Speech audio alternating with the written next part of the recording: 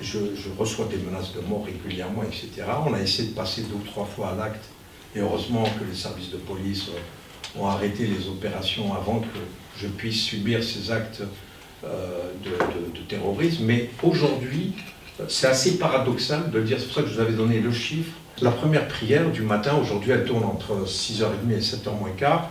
On a 700-800 personnes qui viennent prier.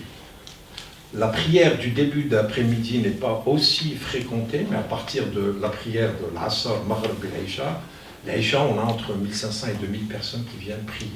Et nous n'avons aucun incident. Et l'idée, c'est de passer par différents lieux de culte afin que tout le monde ait aussi l'ouverture et aussi des connaissances, peut-être la possibilité de parler avec d'autres croyants. Mais ça peut aussi résoudre et éviter des problèmes et des tensions entre les différentes communautés. Sur le plan pratico-pratique, la sécurité des lieux de culte, il y a 2 solutions. Il y a la question à proprement parler sécuritaire. Donc comment est-ce qu'on obtient la sécurité des lieux de culte? Il y a 2 méthodes. On ferme, première méthode. Deuxième méthode, on paye des gens pour surveiller. Voilà. Donc comme toujours, les moyens existent, mais les moyens ne sont jamais infinis ou illimités. Voilà.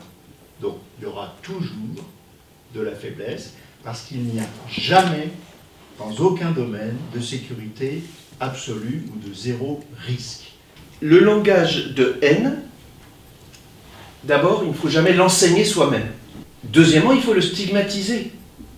C'est facile pour une religion. La haine est un péché, quels que soient nos catéchismes. La haine, ça s'appelle un péché. Donc il y a à la fois, dans la ressource de la religion, la possibilité de ne jamais y recourir soi-même, donc formation, rencontre des autres religions, on arrête les apologies de la supériorité et de l'infériorité. Ma religion, elle est très belle, ta religion, elle est très belle. La paix est une espérance, c'est-à-dire que c'est quelque chose qui est plus fort que le désespoir.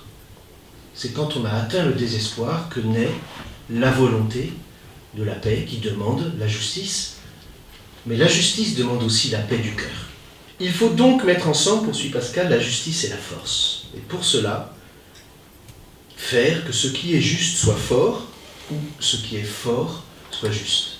Je pense que la justice ne peut se faire, se construire que par la reconnaissance de l'autre.